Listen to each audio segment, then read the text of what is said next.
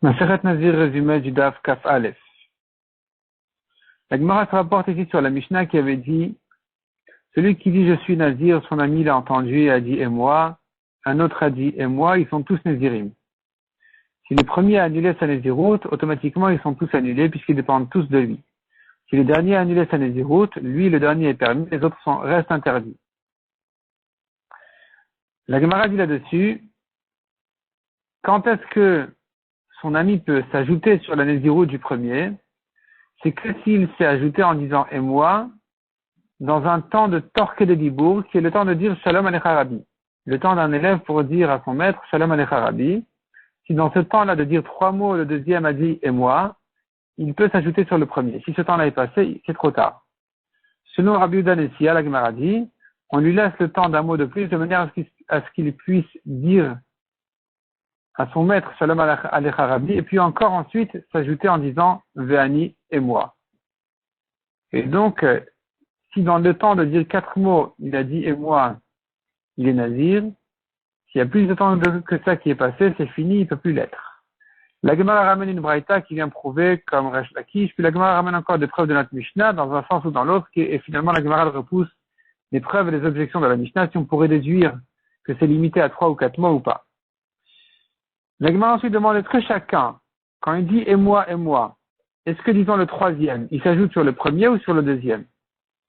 Quelle est la nafkamina? La nafkamina est de savoir est-ce qu'un cinquième et un dixième peut s'ajouter encore alors que le torque des dibour est passé par rapport au premier? Le temps de dire 3 mots est passé déjà. Depuis que le premier a dit qu'il est nazir, quand il y en a 3 qui ont dit et moi, c'est fini. Si tu dis maintenant que chacun, il s'ajoute sur le précédent, alors ils pourraient s'ajouter les uns sur les autres, même jusqu'à 100 et jusqu'à 1000, il n'y a pas de problème. Tant qu'ils sont chacun dans les torques et les dibours, dans le temps de 3 mots l'un de l'autre, ça peut passer.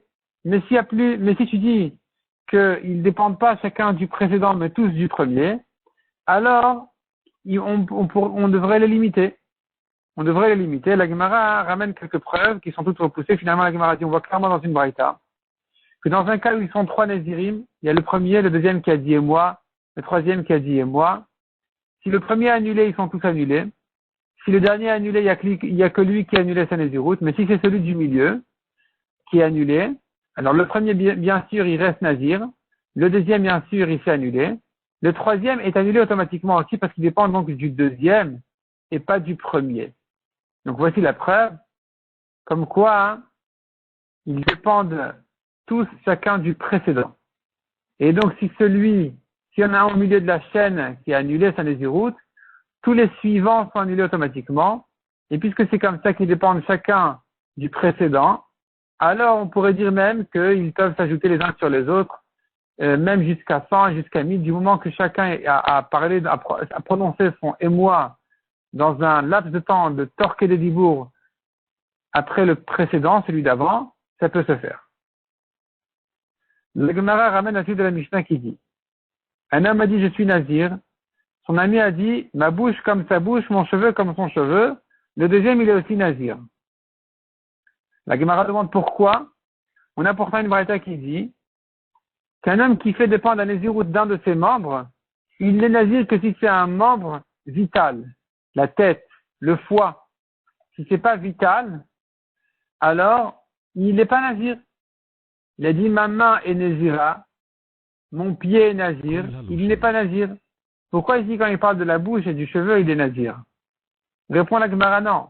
Puisqu'il y a un nazir avant lui, et qui dit ma bouche comme sa bouche, mes cheveux comme ses cheveux, il veut dire ma bouche comme sa bouche à l'interdire au vin, mes cheveux comme ses cheveux à les interdire à être rasés. Dans ce cas-là, effectivement, c'est un sens de naziroute. Mais quand il vient, il s'ajoute pas sur un nazir ou il se compare pas à quelqu'un et dit voilà, mes cheveux sont nazir, ma bouche est nazir, c'est rien du tout. Une femme qui a dit je suis nazira, son mari l'a entendu et a dit et moi. Il ne peut plus annuler à sa femme. La Gemara demande une question générale. Quand un mari annule à sa femme ses nédarim, est-ce qu'il les annule rétroactivement depuis le début du néder ou non, il les annule que dorénavant? La différence pratique, la nafkamina sera, dans un cas où il y a une première femme qui a dit elle est nézira, et une deuxième femme a dit et moi aussi. Le mari de la première a annulé ensuite la néziroute de la première, est-ce que je dis que la deuxième est annulée automatiquement ou pas? Si le mari a annulé rétroactivement, la deuxième a perdu sa nésiroute. Si le mari n'annule pas rétroactivement, il coupe le néder dorénavant. La deuxième garde sa nésiroute, malgré que la première l'a coupée. Donc ça, c'est la question. La Gemara avait prouvé de notre Mishnah, du fait qu'un mari, quand il a dit après sa femme, et moi aussi je suis nazir comme toi, il ne peut plus l'annuler. Donc ce serait la preuve que s'il annule, il annule rétroactivement, donc il ne peut pas le faire dans ce cas-là. La Gemara repousse la preuve et dit non, c'est comme s'il avait été mekayem, le néder de sa femme, c'est comme il avait dit que clairement je suis intéressé par ta naziroute, puisqu'il dit et moi, et donc c'est pour ça qu'il ne peut plus lui annuler tant que il y a sa hakama qui est là. La Gemara continue à ramener d'autres preuves. Une femme qui a dit qu'elle est nazir, elle a réservé son korban, et ensuite le mari lui a annulé la naziroute. Si c'est le korban, si c'est la bête là, et appartient au mari, alors effectivement, on n'en a plus besoin, elle perd sa kedusha, elle peut revenir paître dans le champ. Si ça appartient à la femme, on craint le korban, et donc le korban khatat doit mourir. Pourquoi doit mourir? Si tu dis que le mari annule rétroactivement, il n'y a plus de néziroute, il n'y a plus de korban.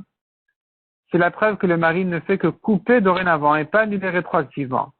La Gemara repousse la preuve en disant non, ici, même si le mari coupe, non, même si le mari l'annule rétroactivement, puisque la femme s'est interdit le vin, s'est empêchée de boire du vin, elle s'est fait souffrir pour rien, elle mérite quand même un korban qui ne peut pas être fait pratiquement, donc il faudrait quand même le craindre et dire que le korban khatat doit mourir. Encore une preuve, dit la Gemara, une femme qui a dit qu'elle est nazir, elle a bu du vin, elle s'est rendue impure pour les morts, elle prend les 40 coups. De quel cas il s'agit? S'il s'agit que le mari a annulé, si le mari n'a pas annulé, c'est évident qu'elle est frappée. Si le mari a annulé, pourquoi elle est frappée? C'est la preuve que le mari ne peut pas annuler rétroactivement. La Gemara repousse la preuve en disant non. Il s'agit d'un cas où le mari n'a pas annulé.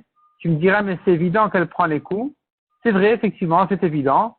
On a cité cette halakha que pour la suite de la braïta qui disait, un chidouche. Dans la suite de la braïta, le cas était, si le mari avait annulé sans que la femme ne le sache, on ne la frappe pas. Donc, puisque dans la suite de la braïta, on a dû dire le cas où on ne frappe pas la femme, c'est pour ça qu'on a introduit le cas où elle est frappée, même s'il n'y a pas de chidouche là-bas, tout en parlant d'un cas où le mari n'a pas annulé. Mais effectivement, s'il avait annulé, on aurait pu dire que c'est annulé rétroactivement, que donc, elle n'est pas frappée. Finalement, on n'a toujours pas résolu notre recherche. Sigma va continuer à traiter ce problème dans le DAF suivant, Bezrat Hashem.